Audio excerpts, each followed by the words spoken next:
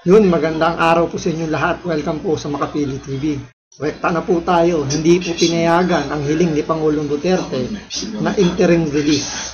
So, maraming nilatag na dahilan o defense ang lawyer ni Pangulong Duterte, pero ayon sa mga maestrado ng ICC, hindi daw sapat yun para pagbigyan ng kanyang interim release.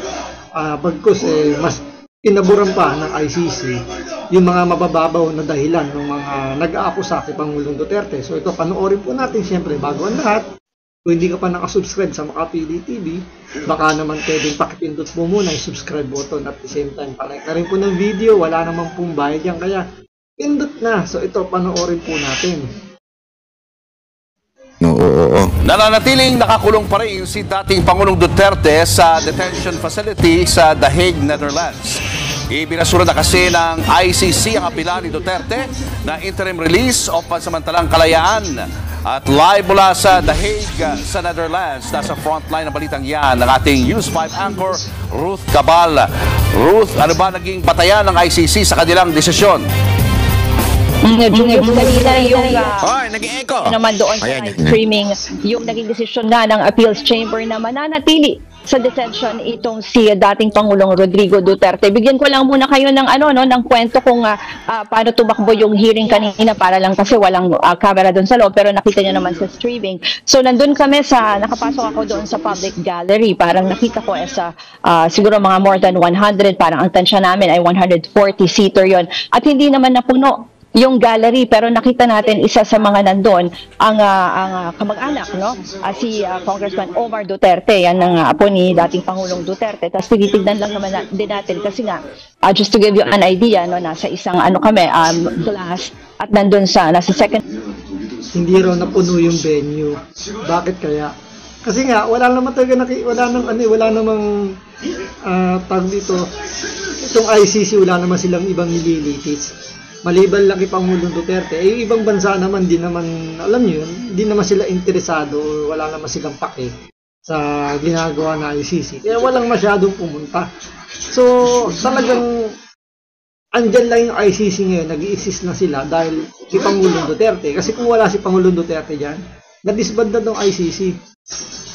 Nasa second floor kami at nandun sa baba yung mga judges habang binabasa nga itong desisyon. So, tahimik. May security doon kasi naalala ko kanina, tinatanong sa atin nila Bok Edlingao, na paano kung mag-react yung mga nandun sa gallery. So, yung kanina, naging tahimik at lahat ay nakikinig lang doon sa naging desisyon. 10:41 ang schedule kasi niyan ay 10:30, pero 10:41 na nagsimula itong pagbabasa ng desisyon. At yun na nga yung dinidiscuss natin kanina, ay nireject ng appeals chamber itong appeal para baliktarin yung pananatili sa detention ng dating Pangulo. Una-una, sinimulan doon sa naging grounds ng defense kung bakit nila inaapela, kung bakit nila ini-insist na dapat bigyan ng interim release itong dating Pangulo. Ang unang sinabi nga dyan ay yung dahil nga daw nagpo-post ng flight risk, at yung pangalawang grounds, at yan, malinaw yung sinabi ng appeals chamber na rejected yan dahil hindi naman paulit-ulit doon sa mga decision ay sinasabi na the defense has failed to demonstrate na nag-err o nagkamali itong pre-trial chamber 1 doon sa naging decision niya noon nga noong September na sinabing dapat manatili in detention si dating Pangulong Duterte. So basically, lahat ng grounds na nilatag ng defense for their appeal na erroneously failed daw to show that Duterte poses a risk. Yung isa pang sinasabi ng defense na the pre-trial chamber 1 erroneously daw na hindi kinonsider yung state warranties na may na may third country na tatanggap doon sa dating Pangulo. At yung third ay sinabi rin ng appeals chamber na again, the defense failed to demonstrate na nagkamali doon sa sinasabi ng pre-trial chamber na hindi nila kinonsider yung humanitarian considerations dahil na doon sa edad ng 80-year-old na dating Pangulo at pati yung kanyang health condition. So, in-explain nitong ng pretrial chamber kung ano yung mga naging grounds. Halimbawa, sinabi nila na nananatili pa rin yung impluensya at yung resources, even financial resources ni Duterte ng dating Pangulo. Ganon din yung isa kasi sa pinuna, yung mga ginamit daw na basihan ay parang itong mga newspaper articles or yung mga publication. At sinabi naman ng appeals chamber na nakita nila na pwedeng gamitin at pagbasihan yon doon sa mga statements ng dating Pangulo kung paano niya several times daw na he tried to interfere with an investigation kaya nananatili nga siyang risk. Binanggit din dito ng appeals chamber na isa nga na hindi na-demonstrate again, the defense failed to demonstrate na nagkaroon ng error doon nga sa pagtingin sa humanitarian considerations. At sinasabi rin dito na failed to demonstrate na yung mga naging desisyon ng pre-trial chamber 1, sinabi nila dapat continued detention. Kumbaga, itong ICC, nag-rely lang sila doon sa social media ng mga lumalabas. So, wala sila talagang actual facts kung ano talaga nangyayari sa Pilipinas. So, more on nag-relay lang sila kung ano yung mga nakikita o napapanood ng mga, siyempre, yung mga alleged na EJK victims daw, mga sympathizer ng NPA. So, nag-relay lang sila doon sa napapanood sa social media. So, hindi natin alam kung paano nila tinitimbang yun. Alam naman natin na sa social media napakarami ng fake news. So paano binigyan ng bigat yun ng ICC? Kung sa lang nila, kung sa sarili lang nila na talagang patas sila, diba, dapat hindi naman magiging bearing yung makikita at mapapanood nila sa social media, pero mas binigyan nila ng diin yung mga sinasabi nandun sa social media. Yung detention ni dating Pangulong Duterte failed to show na unreasonable or irrelevant yung mga naging basihan nung dating desisyon ng pre-trial chamber 1. Kaya ang appeals court ay sinabi na mananatili in detention ang dating Pangulo dahil nga na-satisfy naman at satisfy naman yung grounds based dun sa mga Rome Statute kung ano ang dapat maging basihan na mananatili na hawak at under custody and in detention ang isang suspect, Julius. Unanimous bagitin ko na lang din, unanimous yung naging desisyon nitong appeals chamber. 3 lang yung lumabas na judges kanina, pero 5 yung miyembro niyang appeals chamber. At alam ko nandun sa labas sina Congressman Omar Duterte at yung iba pang mga taga-suporta kasi marami rin, may ilan din mga taga-suporta na pumasok doon sa gallery na nakita natin, nakasama natin na nanonood at nakinig ng desisyon. Pero yan muna yung latest mula dito kasi we're not allowed to do interviews or to take videos inside the ICC building. Julius. Ruth, ang ibig sabihin ba nito ay wala ng hadlang para magtuloy-tuloy yung trial ni dating Pangulong Duterte at hindi na sila pwedeng mag-apila ng panibagong appeal sa korte? Yan ang mga sinasabi ng mga legal experts, Julius, na yung kumbaga kung titingnan mo ay final na yung desisyon ng appeals chamber. Pero tandaan natin, magkakaroon pa kasi ng confirmation of charges hearing. So doon pa lang malalaman kung uusad nga at magpapatuloy sa formal trial itong kasong crimes against humanity ng dating Pangulo. So mangyayari pa yan yung hindi pa natutuloy ang confirmation of charges hearing, Julio.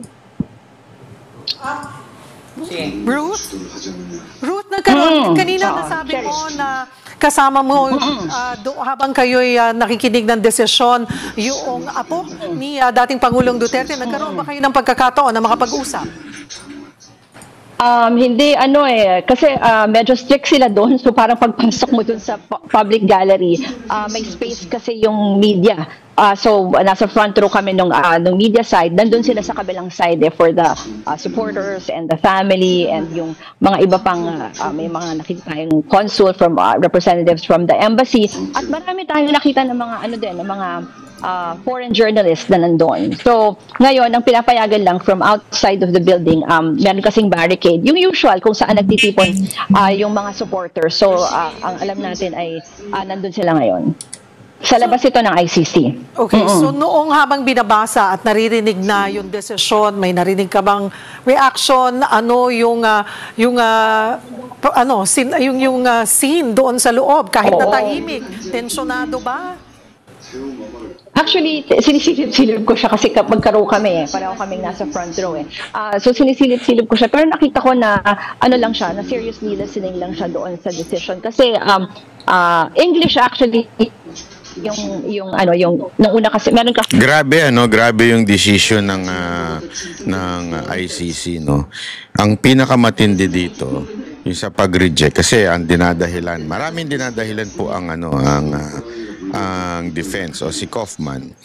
At isa sa mga sinasabi dito, wala naman ng threat. I mean, para yung isang 80 years old ay kailangan na pong mabigyan ng atensyon medikal. At wala namang pong threat. At ang sagot ng ICC, tingnan nyo kung nasa hulog. Para sa akin, wala sa hulog yun. Sabi ba naman nila, may threat pa kasi dahil sa mga lumalabas na mga statement from the family, at the same time doon sa media na sinasabi, at the same time nanalo pang mayor, at the same time meron pang influence sa Pilipinas. Alam mo, huwag kayong magtaka kung ganon. Kasi alam ko sa inyo, walang kwenta yung mga presidente ninyo. Nagkataon talaga mahal ng mga Pilipino etong si Pangulong Duterte na kahit hindi na nga makapagsalita na masyado ng diretso at makatayo at makalakad ng diretso ay talagang hinahangaan pa rin po ng mga Pilipino at lalong-lalo na kahit dyan sa Davao na binoto pa rin po siya. Kahit po yung mga kalaban niya ay nagmudmud na ng pera, nagpakalat na ng pera, ay nananalo pa rin siya. At diba, sinabi nga ni Ping Lacson yan na ang laki ng pondong ibinigay doon sa Davao City, especially doon sa mga district kung saan ang nakaupo or mga incumbent ay mga Duterte. Tulad ni Pulong Duterte, tsaka ni Omar Duterte. District 1 and District 2 yata yun. Di ba?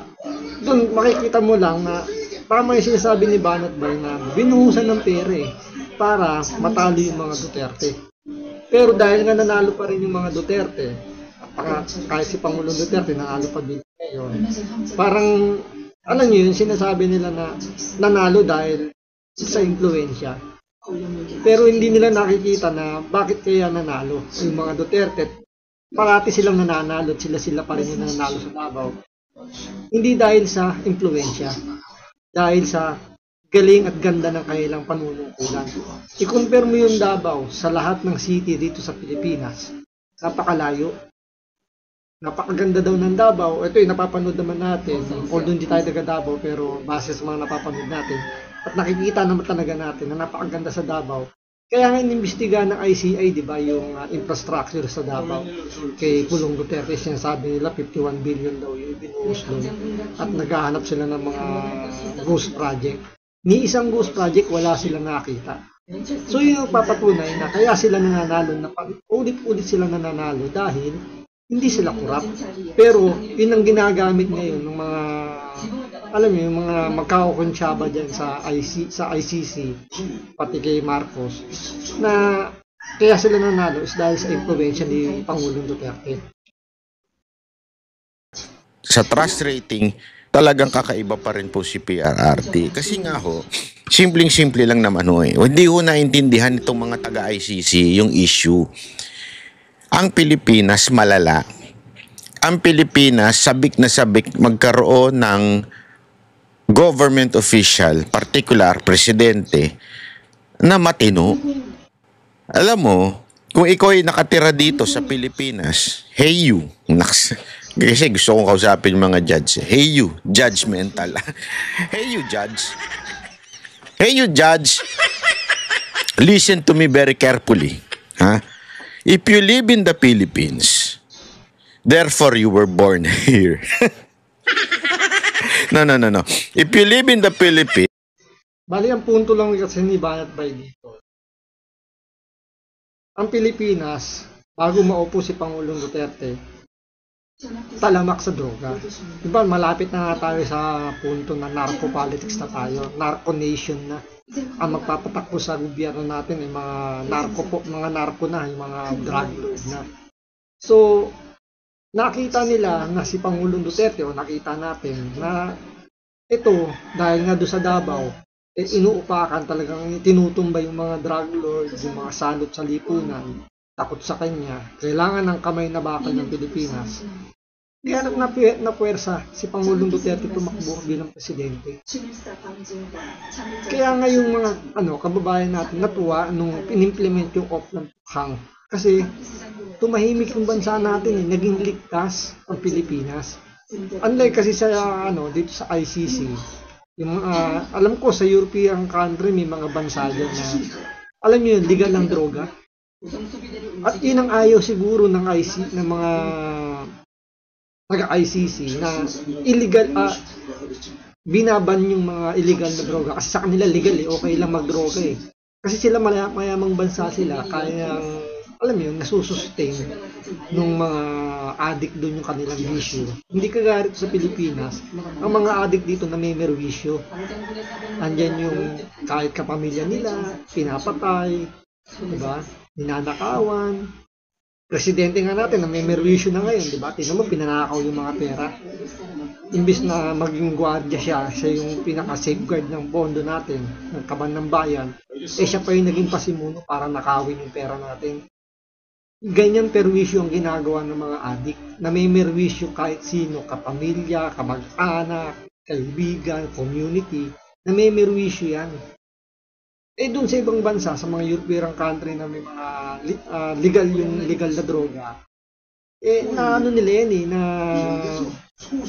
kumbaga na nila nakokontrol nila. Sa Pilipinas, hindi rampant na. Kaya nga, di ba, nung naupo na si Pangulong Duterte, sino-sino ba yung mga natimbog? Yung mga kinukuha ng liwanag? Di ba, yung mga addict, mga drug lord? Nung naupo na si Bongbong Marcos, sino na mga kinukuha, mga inosente, mga pulis na lumalaban sa illegal na droga? Sila yung mga kinukuha ng liwanag at ang presidente natin, walang ginagawa. Puro pa photo ops lang. So, yan yung isa sa mga reason na mga mabababaw na hindi naman, alam nyo yun, na mas pinaburan ng ICC. Tulad na lang ng flight risk daw si Pangulong Duterte. Paano magiging flight risk? Hindi na nga makakasakay ng airplane mag-isa yan. Paano pa dadaan ang immigration niya kung siya lang mag-isa? Paano magdi-discretion? Hindi na nga niya kayang suotan ng sarili niya. Kailangan niya lagi may kasama siya lagi. Dahil nga nahihirapan ng kumilos. So, paano naging flight risk yun? So, doon pala makikita nyo na talaga yung ICC, wala na talagang planong pakawalan. Ito si Pangulong Duterte dahil yan lang ang nag-iisang kasong hinahawakan nila. Kasi kung wala pa si Pangulong Duterte, malaking posibilidad na sila ay madidisolve. So, antay na lang talaga tayo na matapos ang termino ni Marcos, baka sakali doon may mangyaring milagro, makauwi pa si Pangulong Duterte, yun kung buhay pa si Pangulong Duterte sa loob ng 3 taon. So, hanggang dito lang po muna. Maraming salamat po sa panonood. Ingat po kayo lagi. God bless.